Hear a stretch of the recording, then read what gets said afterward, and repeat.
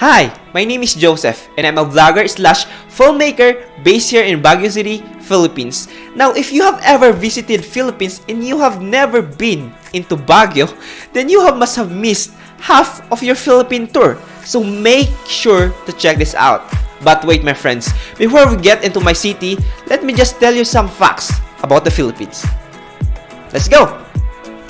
First, the entire landmass of the Philippines is made of islands, making it the second largest archipelago in the whole world. In fact, the Philippines has approximately 7,500 islands with only 2,000 of them inhabited, and nearly 5,000 is still unnamed on global maps. Second, there are about 175 languages spoken in the Philippines. So just like me, I can speak two local languages, our native language Filipino, and of course, as you are hearing it, yes, you're right, English. But when Filipinos interact with tourists and foreigners, it's easy for us to speak English since it's the fifth largest English-speaking nation.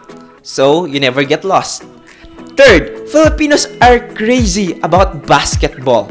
You will see makeshift hoops erected on every street corner, young men commonly wearing NBA jerseys, and local teams playing in every community hall. By the way, I'm a LeBron James fan, yeah. And also, I'm also a Stephen Curry fan. So I don't really stick on one team, I just support the NBA itself. Let's go! Alright, fourth, this is the land of money, Pacman Pacquiao. Yes, you're hearing it right. Manny Pacman Pacquiao is a Filipino.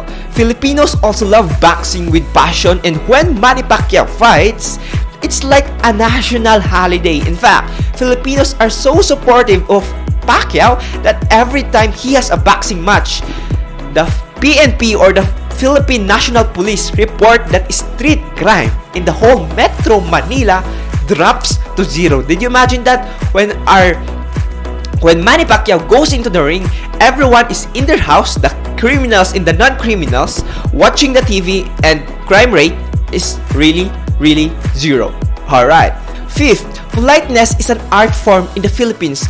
Most foreigners will be referred to as sir, ma'am, and we don't care what's your profession. You're a janitor, you're a professional engineer, a lawyer, you're a nurse, you're a farmer, we will still call you sir and ma'am. Alright?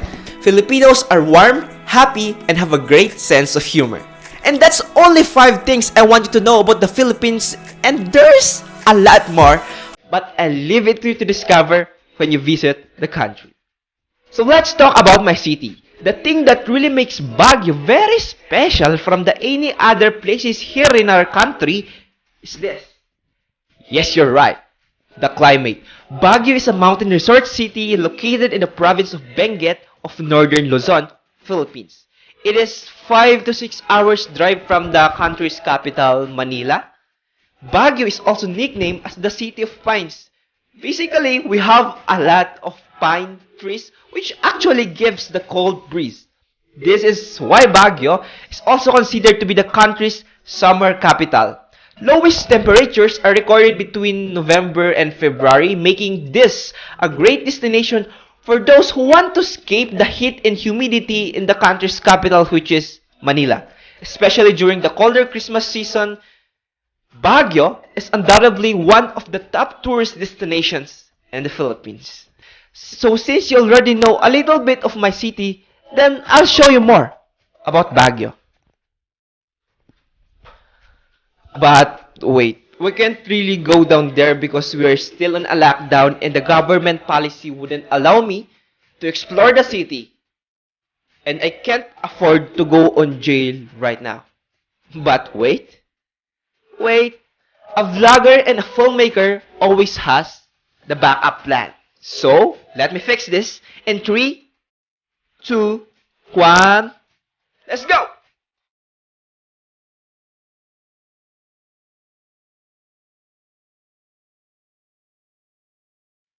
Alright, and we're back. So for this tour, we will be dividing it into 3 parts. First are the places to feed your eyes. Second are the foods to feed your stomach. And third, the festivals, the people, and the culture to feed your heart. So what are you waiting for? Let's go! Before I get to show you amazing attractions in my city, let me remind you that Baguio is relatively a small city. As such, there are limited ways to get around. If you're on a budget, don't you worry. Most of the tourist attractions in Baguio are reachable via jeepney. Jeepneys or jeeps are the most popular means of public transportation in the Philippines.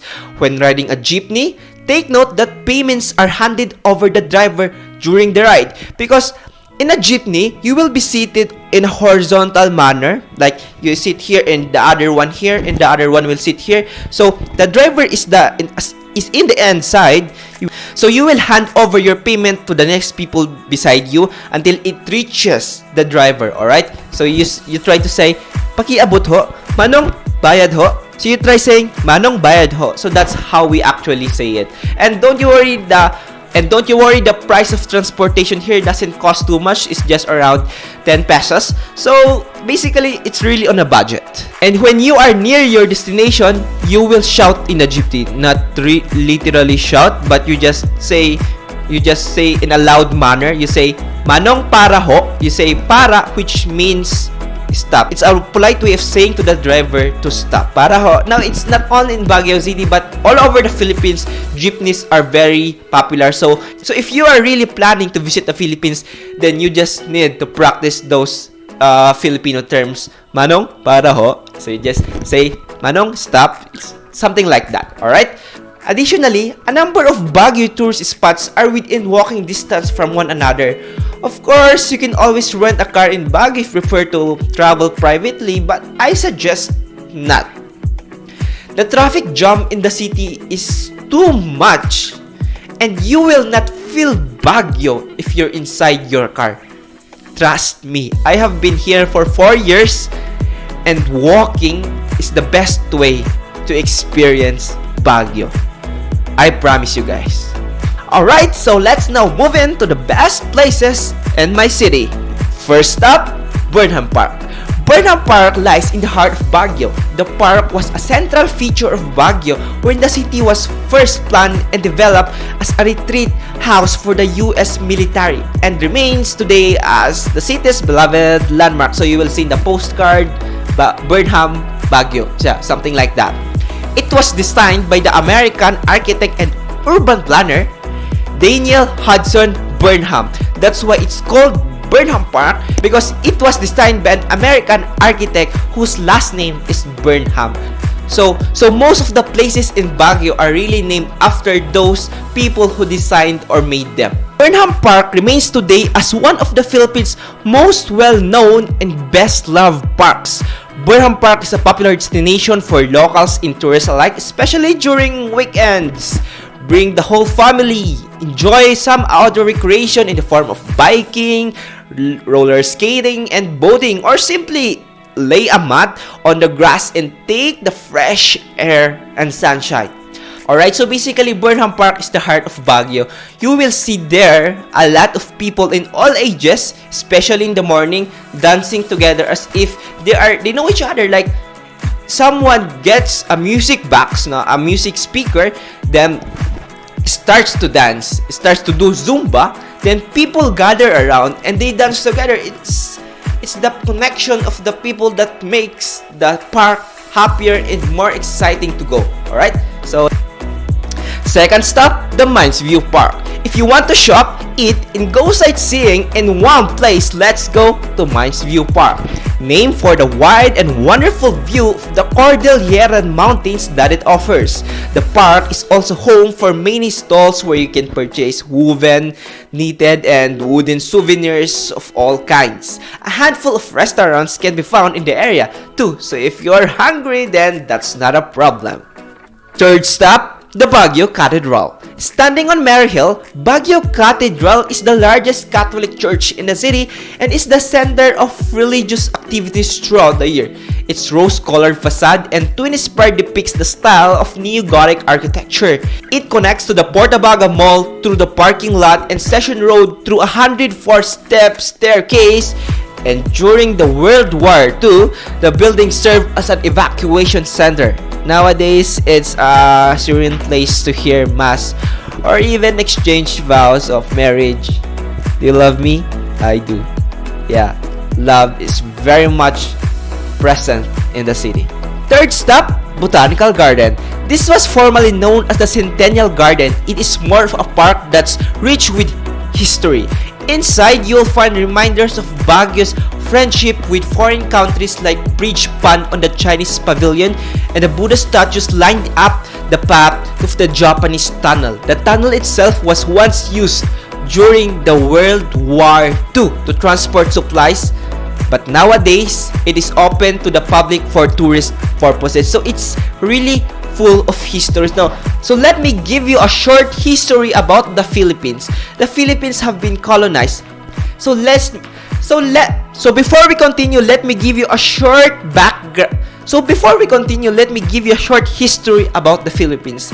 Did you know that the Philippines is colonized by the Spaniards for almost 333 years? Yes, you hear it right.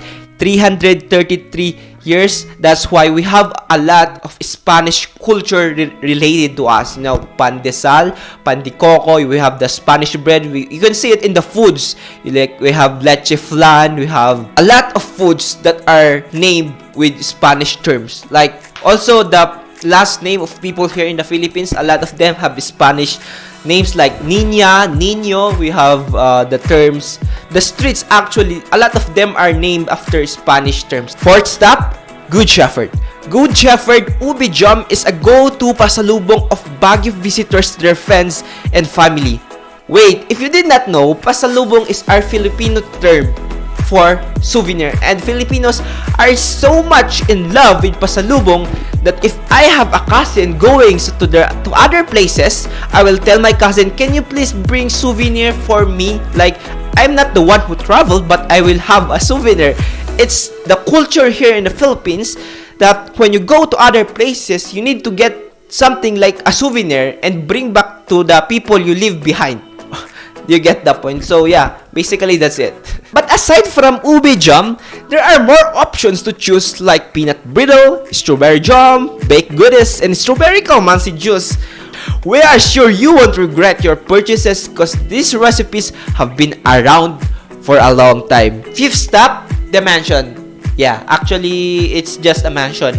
But why people love that very much to visit and take pictures over there is that the mansion has a very good architectural style. Sixth stop, no, it's not six actually.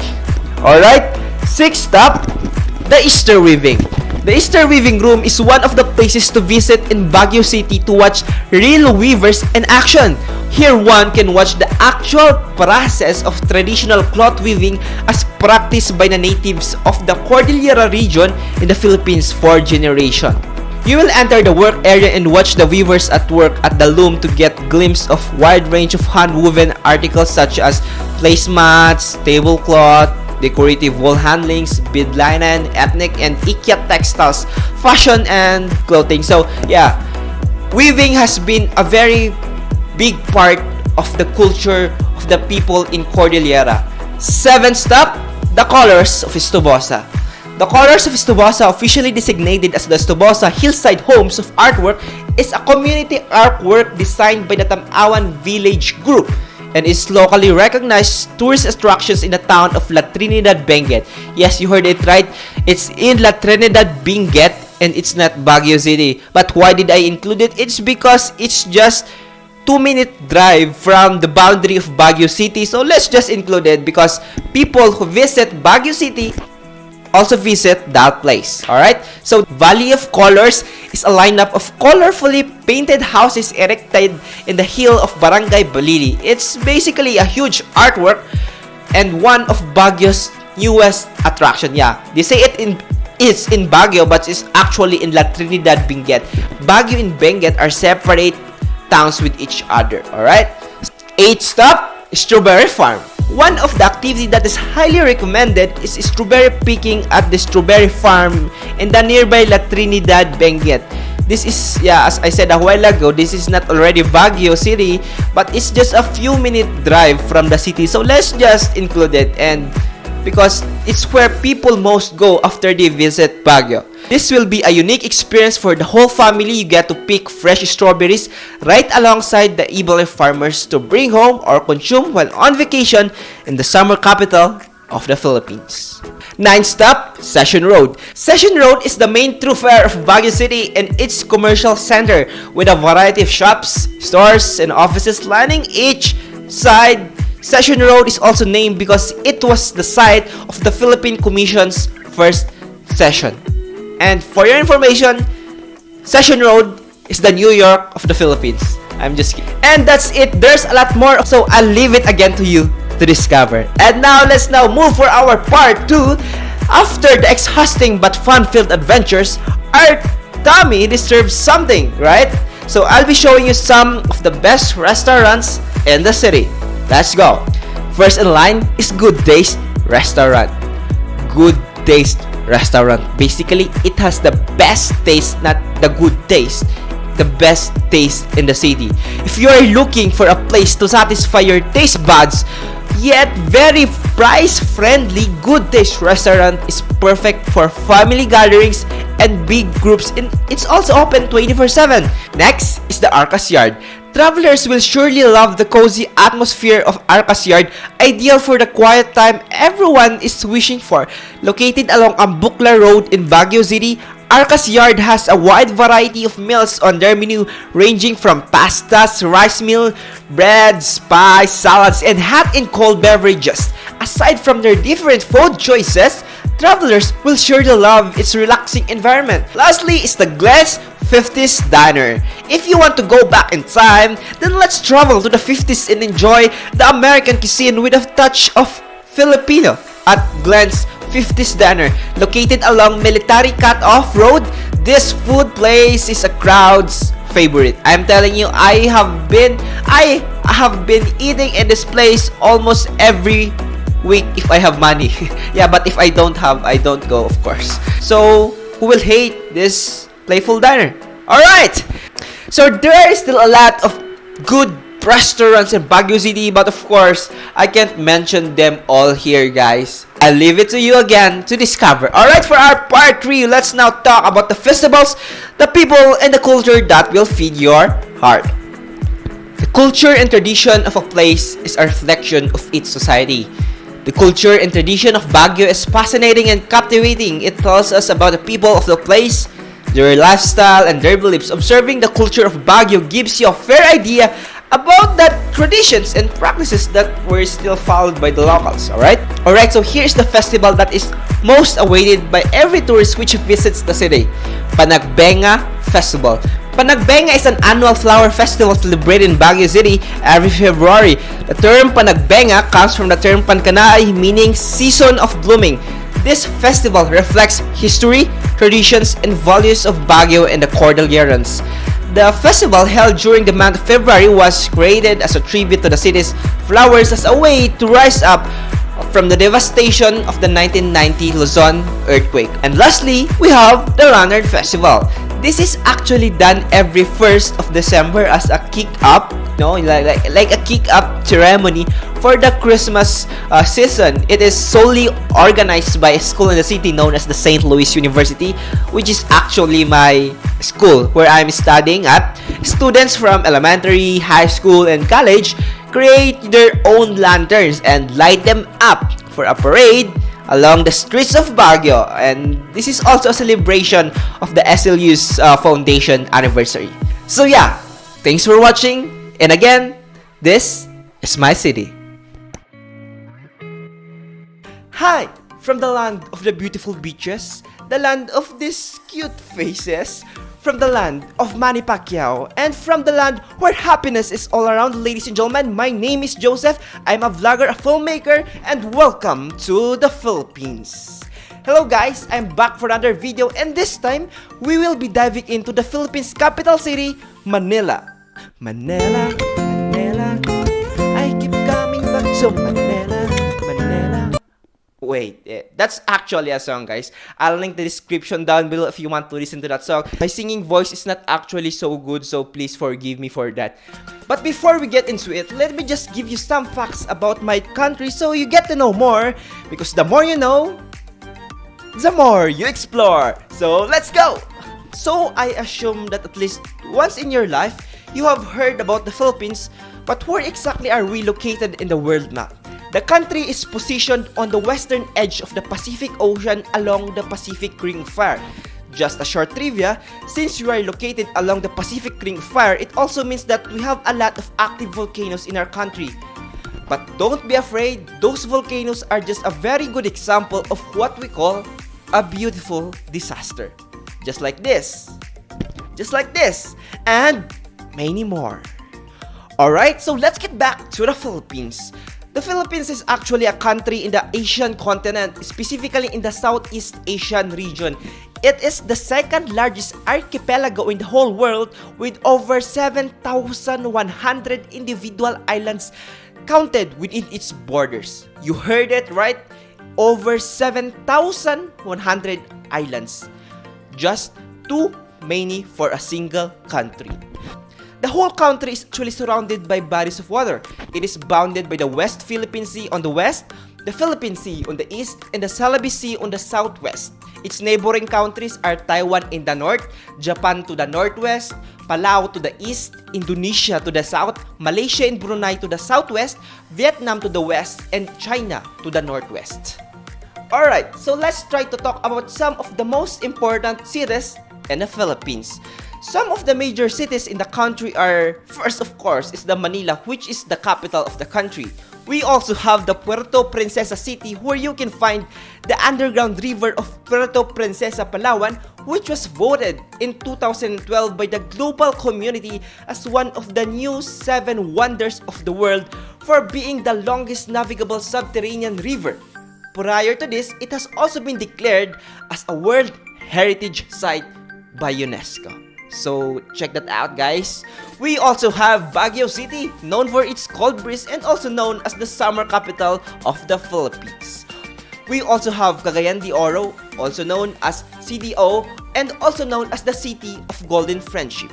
Moving up next is Cebu City. Cebu City is the oldest city in the country and also the main center of Christianity in the Philippines. We also have Makati City.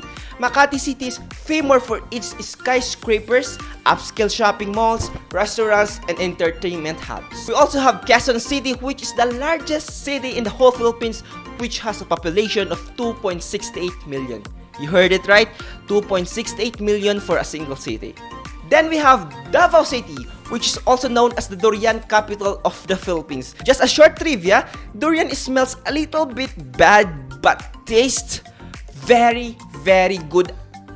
Like seriously, very delicious, guys. Davao City also serves as the main trade, commerce, and industry hub of the island of Mindanao. So I'll give to you a short trivia, guys. A while ago, I said that the Philippines is consisted of over 7,100 islands. That's definitely right. But those islands are grouped into 3 collective group of islands.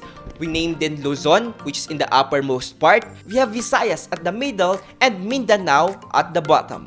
Alright, let's get back. We also have Bacolod City, which is known as the City of Smiles. Yes, you heard it right. It's the City of Smiles. It's because of its Mascara Festival. It's a Mardi Gras-like festival and a spectacularly vivid mix of dance, color, and music, and a lot more. Alright, but there is still a lot of cities in the Philippines, but I can't mention them all. So for now, let's go back talking about some facts about the Philippines. In 2019, did you know that the Philippines has a total population of 109 million, and that's according to the data of the UN, which ranks number 13 in the list of countries by population. The more, the merrier. The Philippines have a tropical maritime climate, meaning the weather is generally hot and quite humid.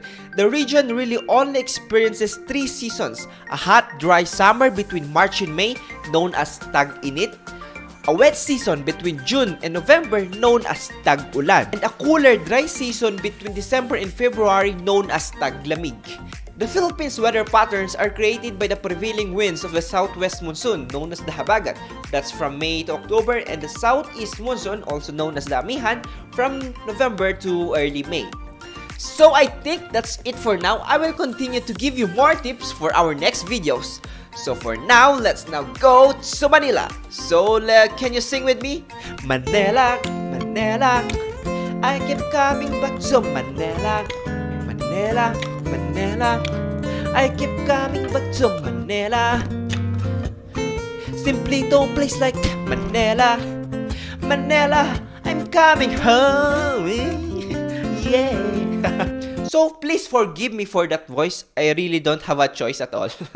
So yeah, let's go. The city of Manila is the capital of the Philippines and a highly urbanized city. It is the most densely populated city proper in the world. Okay, so I'll go straight to the point. Manila is too crowded, hot, and polluted. If exploring the world's most dense populated city scares you, it's probably not your place.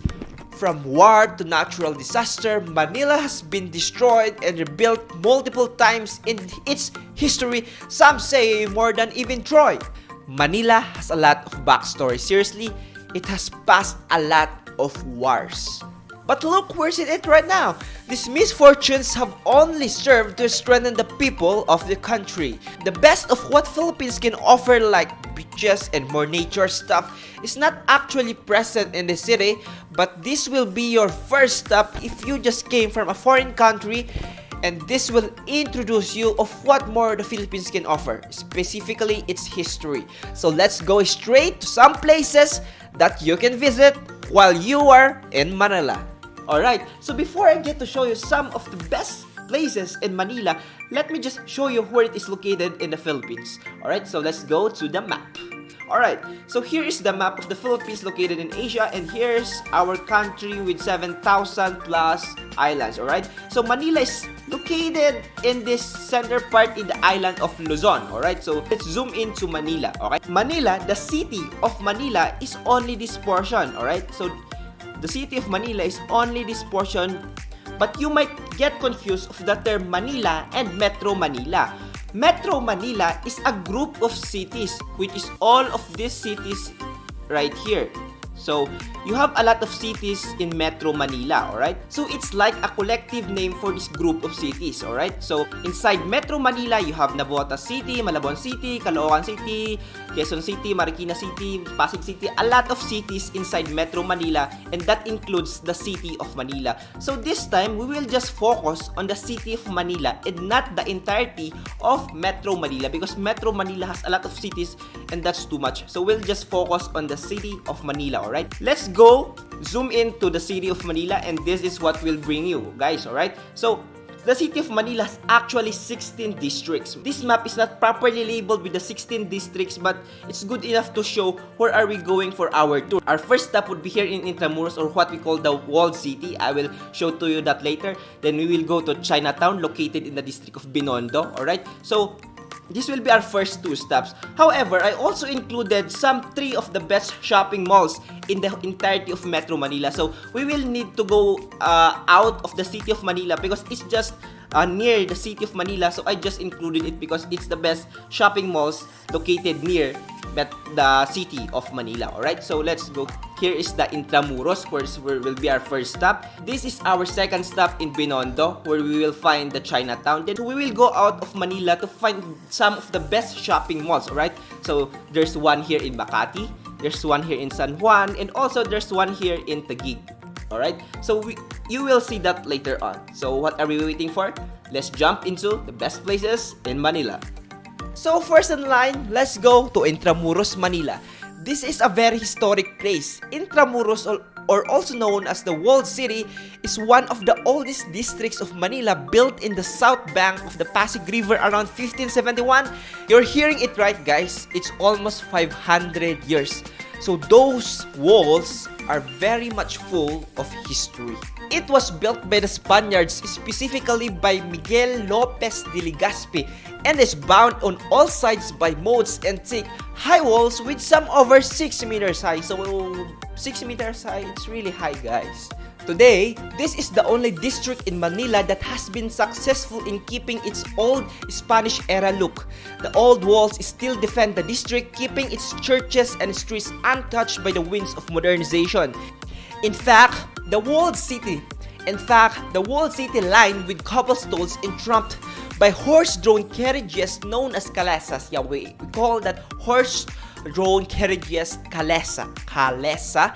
It is the only part of the city where Spanish-era influences still abound. But wait guys, Intramuros is quite wide, so here are some stops that we can visit while we are in the walled city.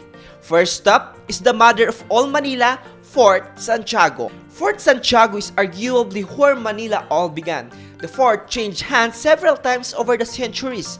The British took over for a short period of time in the 1700s.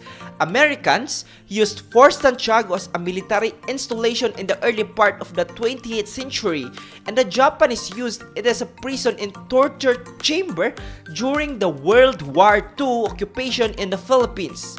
Fort Santiago was heavily damaged by the American offensive at the end of the war. Second stop is the first among Filipino churches, the Manila Cathedral. Intramuros Plaza Roma was once the literal center of political, economic, and spiritual power in the Philippines. This small square was flanked by the Intramuros City Hall on the east side, the Governor General's Palace on the west side, and the Manila Cathedral, the seat of the Archbishop of Manila, on the south. Today, only the Manila Cathedral is open to visitors and is the only building that still serves the purpose it was built for. The present cathedral structure is not the original one that was built in 1571. The previous 7 incarnations were destroyed by fire, earthquakes, and the World War II. The present building dates back to 1958 and underwent rehabilitation in 2013. The newly reopened cathedral includes modern touches like flat-screen monitors and LED lighting, but the historic artistic details crafted by Italian masters remain the cathedral's main draw. Third stop is the one-stop cultural shop of Plaza San Luis Complex. The Plaza San Luis Complex, despite its historical look, only dates back to the 1970s. A pet project of former First Lady Imelda Marcos, the complex project comprises 5 houses built around a smaller inner plaza. The complex is designed to look like a rich Spanish-Filipino illustrados residence that must have been look like the Intramuros heyday. Today, the Plaza San Luis Complex is a one-stop shop for tourists. Visitors will find a budget hotel, restaurant, shopping outlets, and tour services, and a museum within the premises. Lastly is the Galleon Trade Terminus Plaza, Mexico. Here is a little known fact about the Philippines. It is used to be administered by the Spanish as a province of Mexico. The Philippines was the Asian node of the famed galleon trade that exchanged American silver for Chinese goods. The Asian merchandise stopped at Mexico before making its slow way back to Spain.